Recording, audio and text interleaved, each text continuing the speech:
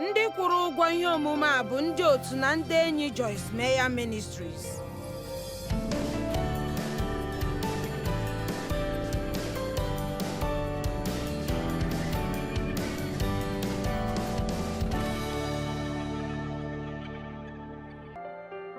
Enwere m ihe dịka aha 10 dị iche iche nke Chineke nke m chọrọ ịkụzi maka ha. Na ngwụcha izu a, nzube m bụ na aha na-agwa gị otu ihe banyere mmadụ. Anyị chọpụtara na ọ dị ọtụtụ narị aha nke Chineke, nke bụ ụzọ dị iche iche nke e nyere ya aha n'ime akwụkwọ nsọ. Mana ọtụtụ ndị isi ya bụ dịka ọ bụ aha e nyere ya. Dịka otu n'ime ndị anyị ga-ekwu maka ya taa bụ Jehova Elion, onye kachasị ihe niile elu. Ma ha niile na-azọkwasị ụkwụ mgbe ị hụrụ ya. Ya mere ọ bụghị naanị okwu ekwuru ekwu, mana ọ na-ekwu na Chineke kachasị ihe niile ọzọ elu. Ya mere mgbe anyị na-amụ maka aha ndị a, anyị lee ha anya, anyị bido mara Chineke n'ụzọ dị omimi na ụzọ ịbịaru nso. Ma ihe m na-atụ aka bụ na onye ọbụla nke maara Chineke nke ọma nwere ike ọ gaghị achọ inwe mmekọrịta ya na ya. Ma anyị nwekwara ụdị mmadụ ndị na-enwe mmekọrịta ha na Chineke na mkpirikpi. Ma ihe nke a pụtara bụ na ha nwere mmekọrịta nke okpukpere ha na Chineke. Ebe ha na-ekwere na Chineke, o nwere ike ha ekwuola sị, ekwere m na Kraịst nwụrụ n'ihi m. O nwere ike bụrụ onye bụ na n'ihi na ha kwere na Kraịst ga-aga eluigwe, mana ha amaghị Chineke nke ọma. Ya mere o nwere ike ha chọrọ ihe ndị ahụ karịa inye Chineke oge, n'ihi na ha amabeghị otu o siri dị ukwuu dịkwa mma. Anụrụ m ọtụtụ afọ na ndị otu Kraịst, mana naanị ihe m maara Chineke bụ ọtụtụ ụbọchị ụka na ndụ m, ọ bụghị n'akụkụ ndụ m ndị ọzọ. M na-agwa gị eziokwu, Chineke dị mma gị na ya ịnọ mgbe ị bidoro ịmụta otu isi ebi ndụ gị n'ebe Chineke nọ. Ya mere achọghị m naanị ndị mmadụ ịmara Kraịst, kama achọrọ m ka ndị maara ya na mbụ ịmarakwu ya karịa, ka ha nwee ike ịkpọrị ndụ na mmekọrịta nke ha na Chineke. Achọrọ m ka onye ọbụla nwere onwe ya na Chineke ị na-anọ. Ya mere aha ndị a gị bido na Yahweh nke bụ Jehova. Mgbe ahụ ị nwere Jehova Mikadesh na ndị ọzọ niile bụ aha Chineke, nke ọbụla n'ime ha na-ekwu banyere akụkụ nke agwa ya, ma ọ bụ ha kọwaa otu ihe nke Chineke na-eme. Ya mere n'ụbọchị taa anyị chọrọ ikwu maka Jehova Elion, nke pụtara onye kachasị ihe niile elu, onye nwe eluigwe n'ụwa, onye na-enyefe ndị iro anyị n'aka anyị. Onye ọbụla sị amen. Jenesis isi 14 amaokwu 14, site na mmalite nke akwụkwọ nsọ, n'ezie Abraham nyere Chineke aha n'otu oge na ndụ ya, mgbe ihe pụrụ iche mere na ndụ ya. Amaokwu 14, mgbe Abraham nụrụ na ejidela nwa nwanne ya nwoke, ya jike ma zụọ ndị ọrụ dị 318 ndị a mụrụ n'ụlọ ya, ma chụọ onye iro ahụ wee ruo na Dan, nke bụ otu ebe. Ugbu a ama m na ọ dị mma ịmata na Abraham ji ụmụ nwoke dị 318 chụso ndị agha. Amaara m nke ọma na ndị iro ndị ọ na-achụ nwere ọtụtụ mmadụ karịa ndị ọ kpọrọ ndị ejikere nke ọma ma hazikwa. Ihe nke m chọpụtara n'ịmụgharị aha ndị a bụ nke Chineke bụ ndị mmadụ ndị maara onye Chineke bụ, ha abụghị ndị ụjọ. Mgbe anyị mara onye Chineke bụ n'ezie, ọ na-ewepụ ụjọ na ndụ anyị. Anyị ebido bịa guzogidewe ndị iro anyị mee otu ihe. Anyị anaghị abụ ndị emeriri. Anyị na-arụsi ọrụ ike, ọ bụghị ndị ike ọgwụgwụ. Ma achọpụtara m n'ụtụtụ a ruokwa n'obodo anyị, amaghị m ihe ndị bụ ihe unu nwere ebe ahụ. O nwere ike ya bụrụkwa otu ihe ahụ anyị nwere ebe a. Na Amerịka, ọ bụ obodo nke e wuru n'okwu Chineke maka inwere onwe nke ime mmụọ. Dịka Chineke na-abụ onye nke mbụ, ihe niile nọ na-aga nke ọma, onweghị ihe na-emebi. Ma otu n'ime ihe ndị na-emere anyị bụ anyị siri ike megide ndị iro anyị. Ọ dị ka ị gaghị emegide Amerịka, mana ihe ndị ahụ agbanweela ugbu a. n'ihi na ọ bụ na ewepụla Chineke n'ime ọtụtụ ihe ma anaghị asọpụrụzi Chineke. Ma e nwere njem nke na-aga ebe ahụ. O nwere ike n'ebe a, ma ọ na-agakwa njem n'ụwa niile. Ndị a niile ndị na-achọ iwezuga Chineke, nke bụ ihe sọkarịchara oyi nke m nụworo. Chineke bidoro nke ọ bụ ya nwe ha niile bụ nke ya. Ya mere ị gaghị ewezuga Chineke.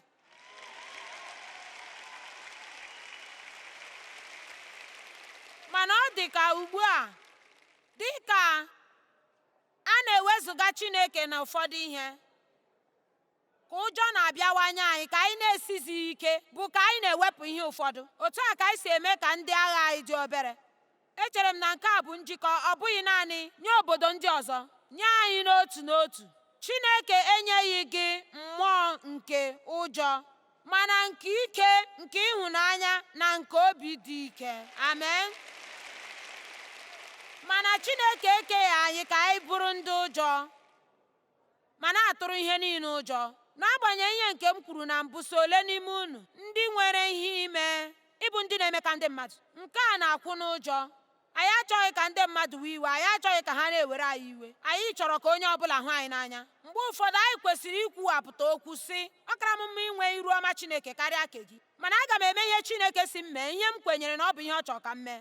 N'ihi na ọ ka mma na m nwere aha dị mma n'eluigwe karịa inwe aha dị mma n'ụwa, ma nke a bụrụ ihe m ga-enwe.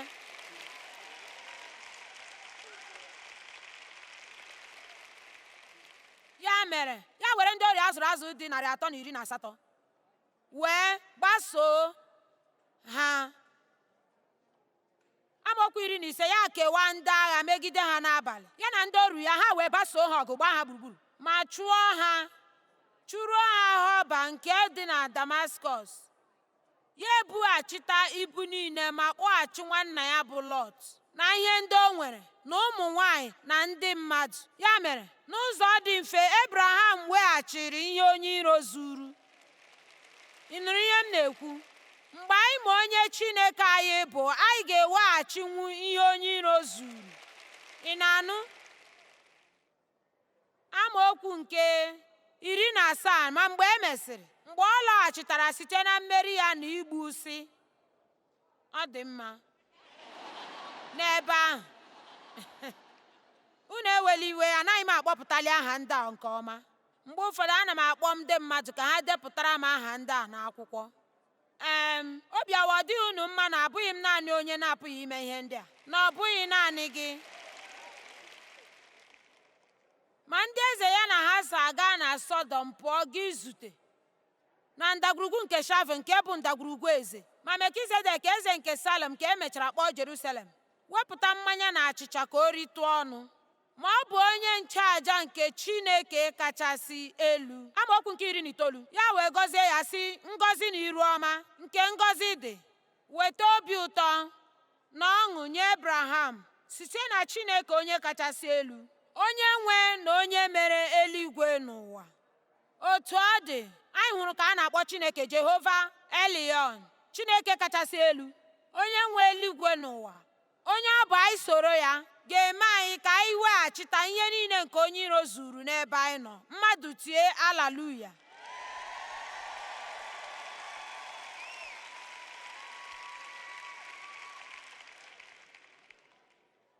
Mgbe ụfọdụ ọ na-adị gị ka agụpụla gị na ndụ dịka ihe niile akarịala n'ebe ị nọ. Chee maka iji mmadụ 318 gakwuru ndị agha.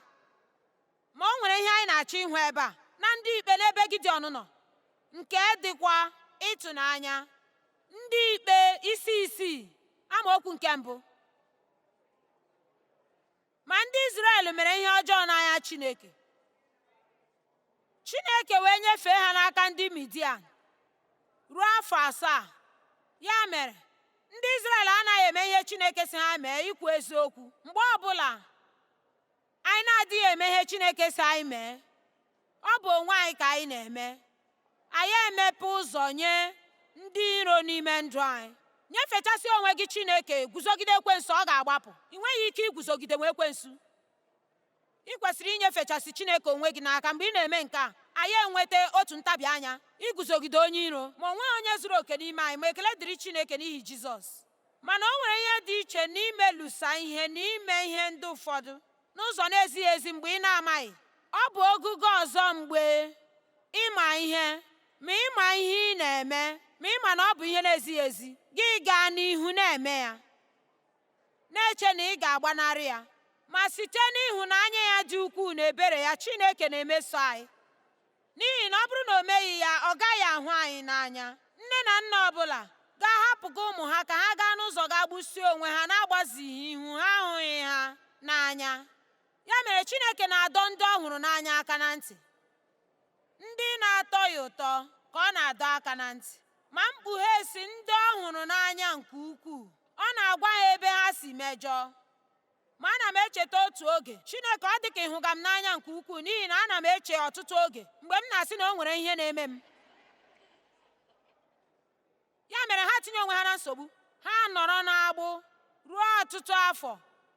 Ma Chineke na-enwekarị otu onye ejikere, onye a ga-esi n'aka ya rụọ ọrụ weta nnapụta nye ndụ ya. N'eziokwu, o wetara nnapụta site na Jizọs, mana ọ na-esitekwa ndị mmadụ ka ha nyere anyị aka. Ọ na-akpọtakwa ndị na-abịa napụta anyị n'amaghị eme anyị na nzuzu anyị, kpọpụta anyị n'ụzọ ahụ nke sara asa ma kpọghachi anyị n'ụzọ ahụ nke dị warara. Chineke ji ndị mmadụ kwara ngwa ọrụ otu ahụ na ndụ m, echekwara m na ọ ga-ejikwa m kwara ngwa ọrụ otu ahụ na ndụ unu ụfọdụ ruokwa n'ụbọchị taa. Ya mere Chineke achọta nwoke a na-akpọ Gideon, ma ya gwa ya n'amaokwu 12, ma ozi Chineke bịakwutere ya bụ Gideon wee gwa ya, Chineke nọnyere gị, gị nwoke nke dị ike. Ugbu a ọ bụ ihe dị ụtọ na Chineke hụtara Gideon n'ụzọ dị iche karịa otu Gideon na-ahụta onwe ya. Otu a ka ọ na-adịkarị. Ọ bụrụ na onye ọbụla n'ime anyị ga-ahụ otu Chineke si ahụ anyị, wee hụ ihe nke anyị pụrụ ime. Lee, ụfọdụ n'ime unu amabeghị ihe ha pụrụ ime. Ị nwere ike ịdịghị aghọta na ọ bụ ihe dị aṅaa mụnwa ime ihe m na-eme, n'ihi na n'eziokwu niile enweghị m ike ahụ ime ya, agụghịkwa m akwụkwọ ime ya, amaghịkwa m oke ihe ime ya. Mana mgbe i jiri Chineke kpuchigide onwe gị,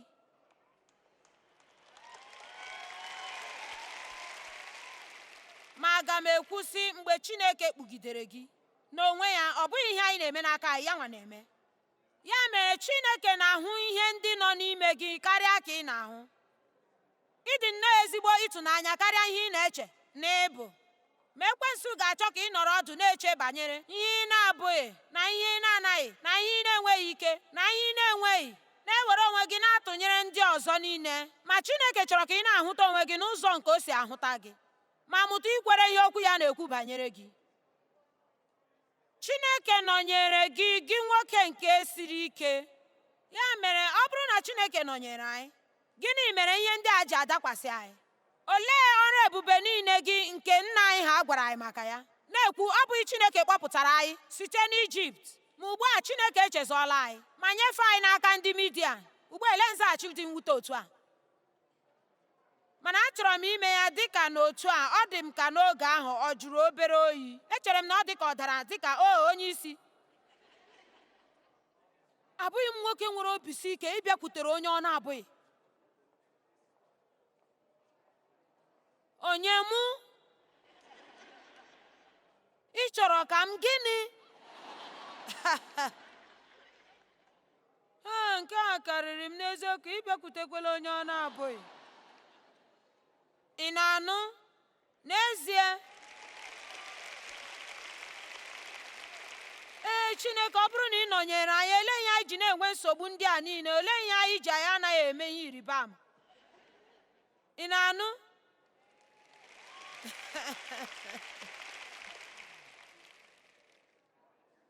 N'ihi na Chineke achọghị ịnapụtacha anyị na ihe niile ma anyị nọrọ na-enweghị ihe anyị na-eme. Ọ na-achọ ka anyị ji aka anyị mee ihe ụfọdụ. Wee sị, ọ bụrụ na Chineke nọnyere m, onye ga-emegide m? Ọ bụrụ na Chineke nọ n'akụkụ m, onye ka m ga-atụ egwu?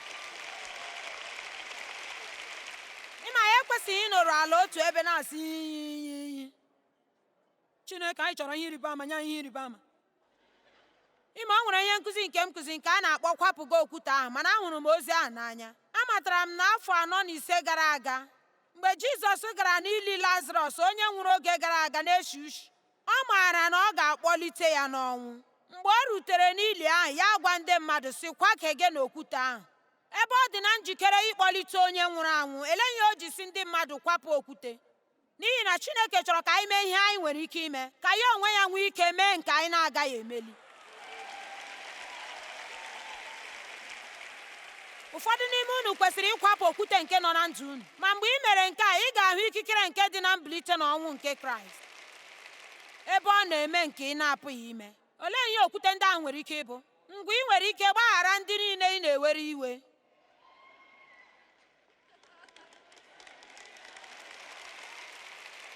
ma nke a siri ike nke ukwuu. Achọrọ m ka Chineke gbuchie ndị iro m.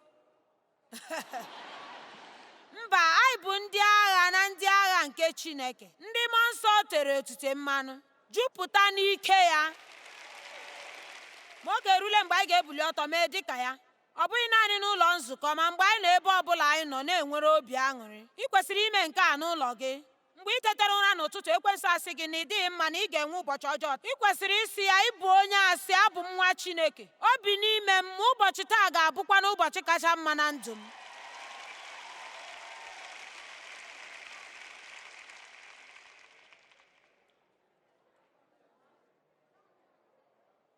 Ma mgbe Gideọn mesịrị nke a, Chineke ahapụghị ya, ya atụgharịa n'ebe ọ na-amaokwu nke 14, ya sị ya, gaa n'ike gị nke a, ma ị ga-azọpụta ndị Izrel n'aka ndị Midian. Ọ bụghị m zigara gị? Gideọn wee sị ya, onye nwe m, olee otu m ga-esi napụta Izrel? Lee, ezinụlọ anyị bụ nke kacha nwatakịrị na Manase, ma mụ onwe m bụkwanụ nwa nke ntakịrị na ezinụlọ nna m. Nke ọ dịghị njọ? Ọ naghị ada mba. Ma Chineke asị ya, n'ezie, aga m anọnyere gị, ma ị ga-egbusi ndị Midianit dịka otu nwoke. Mgbe ahụ Gideọn asị ya, n'ezie, ọ bụrụ na ọ bụ gị bụ nke a, nye m ihe àmà. Ya mere Chineke mee ya, ma mechaa nye ya ihe àmà. Ya mere anyị na-ekwu okwu maka agbụrụ Gideọn. Ma mgbe ụfọdụ Chineke na-enye anyị ihe ịgba àmà. Mana ahụrụ m akụkụ akwụkwọ nsọ a n'anya nke si, ngọzi na-adịrị onye na-ahụghị n'anya ma kwere. Chineke chọrọ ka anyị mara ya n'ebe ọ dị ukwuu, ke anyị na-agaghị enwe ihe ngosi na ọ nọ ebe ahụ. Ị nụrụ ihe m na-ekwu? Chineke chọrọ ka anyị mara ya n'ebe ọ dị mma, ruo na ọ bụghị naanị mgbe anyị hụrụ ihe àmà ndị a na-ahụ anya. Ọ bụrụ na ị nụbeghị olu Chineke kamgbe afọ 5, na-eme nke ahụ nke ị nụrụ n'ikpeazụ. Ma mgbe Chineke chọrọ ikwu ihe, ị gaghị afụpụta ya n'ọnụ, ọ ma otu o si eme ya ka ọ mara ya. Amen. Ma ama m na o siri ike, n'ihi na Chineke adịghị ahụ ya anya. Ịma, anyị chọrọ ka o mee ụmụ ihe. Anyị chọrọ ka o mee ihe dị ka ọ dị m kwuru n'abalị. Echere m na mgbe ụfọdụ, mgbe anyị na-ele anya ihe ndị ukwu a, ma anyị anaghị ahụ ka ha na-eme. Mana anyị kwesịrị ilezi anya n'ụmụ ururu ihe nke dị na ndụ anyị, nke ga-ewulite okwukwe anyị n'ogugo, nke na-enweghị onye gazi agwa anyị na Chineke agaghị eme ihe ndị buru ibu n'oge ya. Onye ọbụla n'ime unu, ka m gwa gị otu ihe, ekwenye m na Chineke ga-apụtara onwe ya ihe na ndụ anyị niile kwa ụbọchị, ma ọ bụrụ na anyị ga-amụta ịchọpụta ya ma na-ahụ ya. Amen. Ya mere anyị ga-akwụsị ị na-ele anya ihe anyị na-enweghị, ma lekwasị anya n'onye ahụ nke anyị nwere. Achọrọ m ikwu nke ahụ ọzọ. Kwụsị ị na-ele anya na ihe nke ị na-enweghị, ma lekwasị anya onye ahụ nke ị nwere. Ndị Ikpe isi 6 amaokwu nke 34. Ma mmụọ nke onye nwe anyị ekpuchie Gideọn n'onwe ya, ma nwerechasịa ya, ya fụọ opi ike. Ndị obodo Ebeniza agbakọ n'ebe ọ nọ. Ya mere Chineke zigara Gideọn ka o mee ihe na-ekweghị omume, mana o kwere omume. Mgbe Chineke kachasị ihe niile elu, onye nwe eluigwe na ụwa, were onwe ya kpuchie Gideọn n'onwe ya. Ka m gwa gị otu ihe. Ọtụtụ oge tupu m na-agbagote n'elu ebe a, ana m asị Chineke, were mkpanaka gị gbagharịa m gburugburu, kwe m ka m pụta n'elu ebe a bịa kwuo ihe isi m kwuo. Mgbe ị na-amụta ịtụkwasị Chineke obi karịa, ọ bụ ihe dị oke ịtụnanya na ihe anyị na-eme, nke ị na-amaghị dị na ị nwere ike ime naanị n'ihi na Chineke nọnyere gị.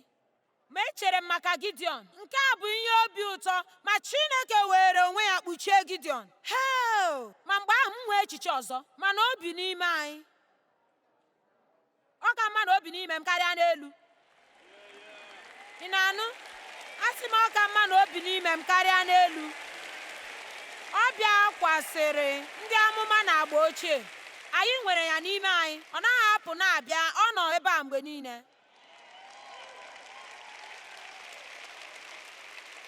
Ọ bụ Jehova Elion. Samuel nke mbụ isi 14 amaokwu nke 6. Ọ gbasaghị Chineke ma o ji ọtụtụ napụta ma ọ bụ ole na ole. Ọ gbasaghị Chineke ma o ji ọtụtụ ma ọ bụ ole na ole zọpụta. Ka m kọrọ gị akụkọ nke ga-akọwa nke a nke ọma. N'oge mgbe anyị na-ebido ije ozi ọhụrụ, mgbe m na-enwegharị ọgbakọ na St. Louis, daberecha na Chineke, mgbe ahụ Dave ahapụ ezigbo ọrụ ya, ịma Chineke kwesịrị ibuli, ịma ọ bụghị naanị na anyị kwesịrị ịkwụ ụgwọ dị n'ije ozi, ụgwọ anyị niile nke anyị na-achọ na-esi na nke ahụ apụta. Anyị enwe ọgbakọ ndị a. Ị nwere ike iru n'ogugo mgbe ị ga-agụ ụfọdụ ego. N'ọgbakọ ọbụla ị ga-ama ihe ị ga-emefu, ma ị kpachapụ ya anya, obi gị ga-aga na mmadụ ole ndị ga-abịa ya, gị wee daberewezie na ihe ndị a ị nwere ike ịhụ, hapụgazie Chineke nke ị na-adịghị ahụ anya. Amen. Ya mere snow abịa daa otu ụtụtụ mgbe m gara ọgbakọ ahụ n'ụtụtụ Tọzdee, mana anyị nwere naanị ihe dị ka mmadụ 12 n'ebe ahụ. Nwanne, ana m achọ izi ozi ọma, ọnọdụ a na-enye m nsogbu. Gịnị ka anyị ga-eme? Ma enwere m akụkụ akwụkwọ nsọ a n'obi m, mana n'eziokwu amachaghị m na ọnọdụ nga ahụ mgbe ahụ. Nnụ nke ahụ ọ gbasaghị m mmadụ ole nọ ebe a. Apụrụ m ịzọpụta gị n'ụzọ ọbụla. Ya bịa bụrụ n'ụbọchị ahụ o nwere nwaanyị nọ ebe ahụ ji ego, nke di ya bụ onye ama ama n'egwuregwu. Ọ naghị abịakwa mgbe niile, mana ọ bịara ụbọchị ahụ. Ya wee tinye akwụkwọ eji ede ego na mmesapụ aka ka emezurule mmadụ niile ndị bịara n'ebe ahụ. Ma onyinye nke ụbọchị ahụ akarịa otu ọ gaara adị ma ọ bụrụ na ndị mmadụ bịa juru. O nweghị ihe ọ bụ nye Chineke ma o ji ọtụtụ ma o ji obere azọpụta. Ọ bụrụ ha na anya anyị nọrọ n'ebe Chineke nọ. Ugbu a chee echiche banyere onwe gị na nkeji. Enwere m ike ịkọrọ gị akụkọ banyere onwe m, mana chee echiche maka onwe gị. Kedu akụkụ ndụ gị nke ị na-enye onwe gị nsogbu onwe gị? Kedu akụkụ ndụ gị nke ị nwere ụjọ? Ọ bụ maka oge gara aga na ndụ gị? Ọ bụ maka ọdịnihu gị? Ọ bụ maka ọrụ gị? Ọ bụ maka ụlọ gị? Ọ bụ maka ile ezumike nka gị? Ọ bụ maka ụmụ gị? Gịnị ka ọ bụ? Gị wele onwe gị anya sị, echeghị m na eruru m. Ugbu a ị ruole n'ịnata ihe ịrịba ama. Ugbu a ị nọziela ịnata ihe ịrịba ama. Na mgbe ị matara na ị pụghị imenwu ya, mgbe ahụ ị matala na Chineke pụrụ ime ya. Ma nke a bụ ihe m na-ekwu n'ụbọchị taa. Onye bụ Chineke? Ọ bụ Jehova Elion, Chineke kachasị elu, onye nwe eluigwe na ụwa. Amen. El Shaddai, Chineke kachasị ike. Nke a bụ aha nke ọzọ anyị ga-ekwu okwu ya. O nwere ike niile. O nweghị ihe na-ekwe ya omume n'ebe Chineke nọ. Ị nweghị nsogbu ọbụla nke dị obere nke Chineke na-achọghị ịma. Ị nweghịkwanụ nsogbu ọbụla nke buru ibu nke Chineke na-apụghị imezi ya. O nweghị ihe karịrị ukwu. Ma ozi ọma dị n'ebe ahụ abụghị naanị na Chineke dị ike, ma ike ya ahụ dịkwa wee nye anyị. Lee, anụrụ m n'ụlọ nzukọ ọtụtụ afọ nụkwa nna Chineke dị ike, mana o nweghị onye gwara m na ọ chọkwara ka o nyetụ m ike ahụ. Luk isi 10 amaokwu nke 19. Lee, enyela m gị ike.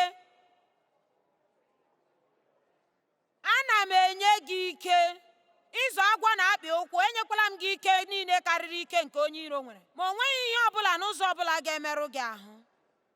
Gị si n'ezie, ihe emerụtụla m ahụ. Ma o nweghị ihe ga-eme gị nke ga-anọgide, bụ mmebi nke na-adịgide, ma idowe anya gị n'ebe Chineke nọ. Ekwensu nwere ike ịbịa imegide anyị n'otu ụzọ, mana ọ ga-esi n'ọtụtụ ụzọ wee felaga. Ọ bụrụ na anyị ga-achọ ịbụ ndị oyiri Kraịst dị mma nke ga-arụpụtara anyị ezi ọrụ, anyị kwesịrị ịma onye Chineke bụ. Echere m ọtụtụ oge anyị anaghị amụ agwa Chineke ebe o zuru oke, ma nke a dị ezigbo mkpa na ndụ anyị. Onye bụ Chineke? Gịnị ka m ga-ele anya n'aka ya? Nke a bụ naanị ụzọ ziri ezi iji nweta mmeri na ndụ anyị.